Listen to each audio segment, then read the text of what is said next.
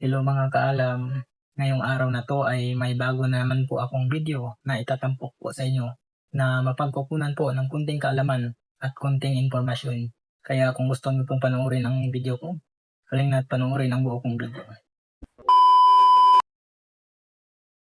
Alam niyo ba mga kaalam na ang Biblia po ay produkto po ng Simbahang Katolika? I Bakit po? don't know. Kasi po bago pa man umakyat ang ating Panginoong Hesukristo, taong 33 AD, ay simbahan po ang kanyang iniwan. Nagtatagpo siya ng kanyang sariling simbahan o iglesia. Ibig sabihin ng iglesia, mga mananampalataya sa pamamagitan ng kanyang mga apostoles ng kanyang unang iglesia o kanyang unang mananampalataya. Sabi niya kay Apostol Pedro sa Mateo 16:18 to 19, "At sinabi ko sa iyo na ikaw ay Pedro, at sa ibabaw ng batong ito ay itatayo ko ang aking iglesia.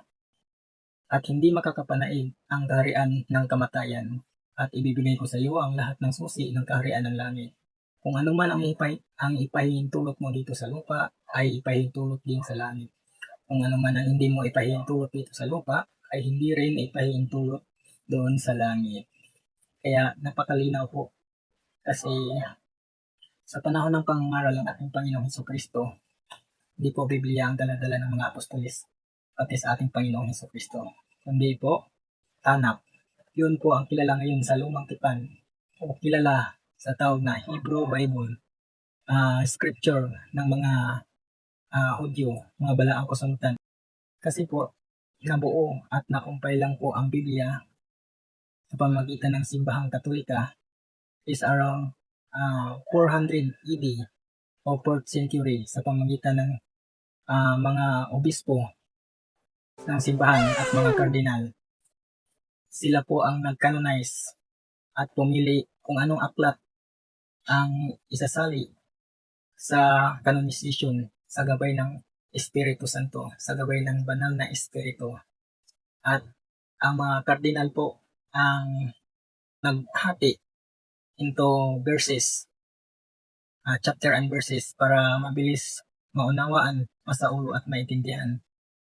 At ang nagpangalan po na Biblia ito ay ang ating Pope Siricius, at ang nag-utos po na i-compile ang mga balaang kasulatan from Old and New para mapag-isa ay ang ating Pope Damasus.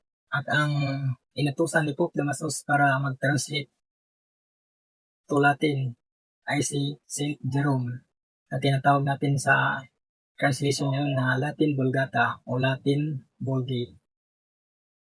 Kaya po, sana po mapagkunan niyo po ng kunting kaalaman at kunting informasyon. Yun lang po mga kaalam. God bless po sa inyo lahat. Salamat po. Nice.